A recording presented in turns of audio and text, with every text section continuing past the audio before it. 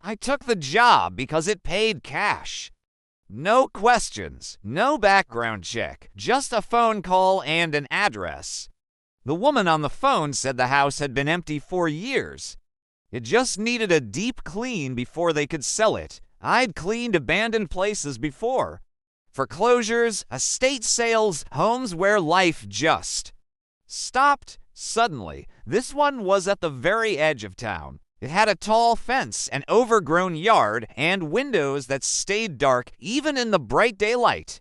The key was taped under a loose brick, just like she said. As I unlocked the door and stepped inside, the air hit me.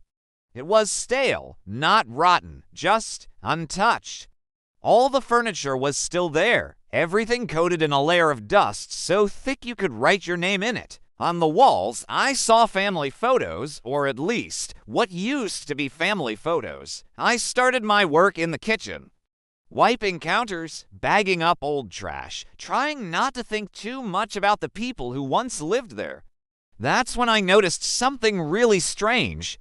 Every single photo frame in the house was empty. There were no pictures inside, just the faded outlines on the backing where faces had once been. I tried to shrug it off. Maybe people just took their valuables, their memories. Upstairs, the bedrooms were bare, closets empty, beds stripped down to the mattress. Only one room hadn't been touched, the basement. The door was locked with an old, rusty padlock. I almost skipped it. Basements always feel wrong. But it was on the checklist, so I had to do it. The lock broke easily under a little pressure. The door creaked open, and I peered down into the darkness. What I saw was completely unexpected. The basement was clean, spotless. Actually, the concrete floor was swept, and shelves along the wall were perfectly organized. And right in the center of the room stood a desk, a lamp, a chair, and a single cardboard box. Curiosity got the better of me. I walked over and looked inside the box. It was filled with letters, dozens of them, all neatly stacked. And they were all addressed to the same name, my name. I laughed at first, just a nervous, weird reflex. It had to be a mistake. Someone used the wrong label, a bizarre coincidence. Then I opened one. The handwriting was neat, careful. It read, "You wore the blue jacket again today." You always do when it rains. My skin prickled. A cold feeling washed over me. I flipped through more of the letters. Another one said, "You changed your route last week." I almost lost you. My heart started pounding in my chest. I opened another. "You looked tired today." I wanted to tell you to rest. I backed away from the desk, my hands trembling. Every single letter was dated, spanning the last 3 years. They were all recent. I frantically pulled out my phone and called the number from the job posting. It went straight to voicemail. I checked the letters again, looking for a return address. There was nothing, just my name. I started searching the basement, desperate for an explanation. Taped under the desk, I found a small notebook. I opened it, and my breath caught in my throat. Inside were sketches, crude but detailed drawings of me.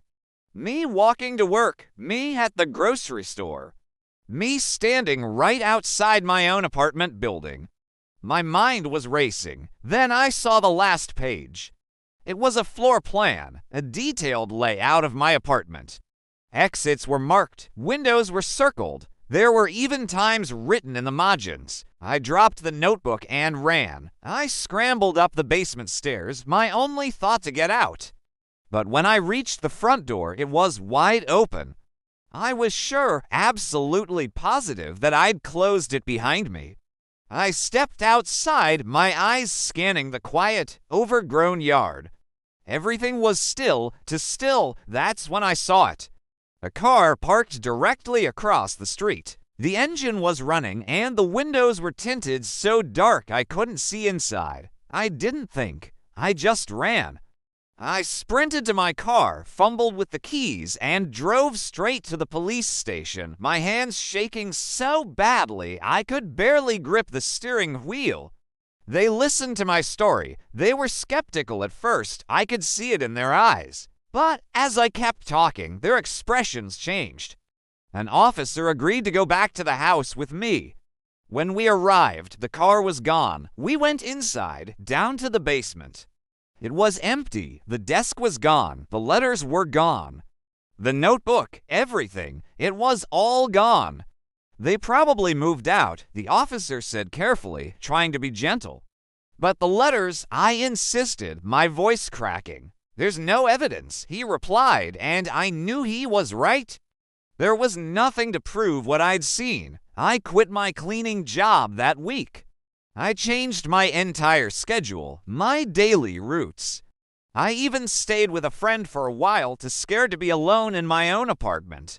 Then the letter arrived. It was at my apartment, slid silently under the door.